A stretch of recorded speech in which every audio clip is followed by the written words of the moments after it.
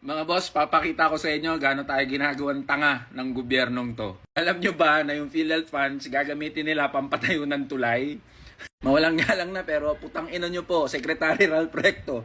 Putang ina nyo po talaga. Ganito kasi yan mga boss. Di ba may sobrang pondo yung PhilHealth na 89.9 billion pesos? Ngayon sa bisa ng DOF Circular Number 003-2024, gustong kunin ng national government lahat ng natitirang pondo doon sa mga tinatawag na government-owned and controlled corporations o GOCCs. Ang tanong, bakit nila kukunin? Kunin nila yan para pondohan yung tinatawag na unprogrammed appropriations. Parang standby funds yan na wala pang purpose na pagkakagastusan siya ngayon. Pero pag naisipan ng gobyerno na gastusin yan, pwede nilang galawin yung pera na yan. In short mga boss, pet projects yan.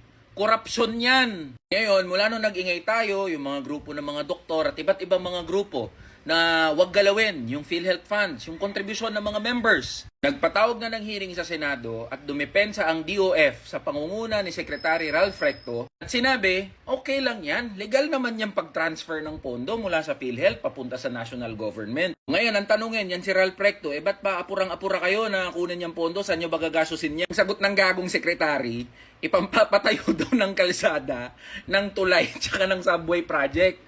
Putang ina mo, Ralph Recto. Isipin nyo to mga boss. Sobrang pondo para sa kalusugan. Tapos ang gagawin ng matalino na gobyerno, tang ina, ipangpapatayo ng kalsada at tulay.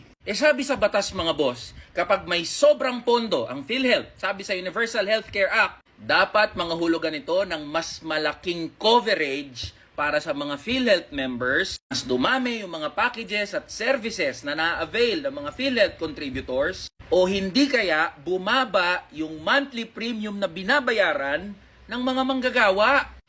Nangyari ba yan? Ngayon yung taon, tumaas yung premium na binabayaran from 4% to 5%.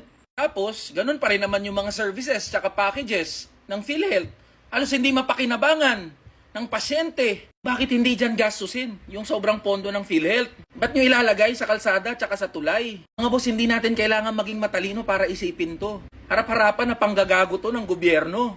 Alam ko na kung bakit mga boss. Malapit na kasi ang 2025 election at dyan kukuha sa infrastructure projects na yan ng pondo ang mga buwayang kakandidato sa susunod na eleksyon. Kaya mga boss, kung di tayo mangangalampag at mag-iingay, happy-happy uli yung mga gagong yan.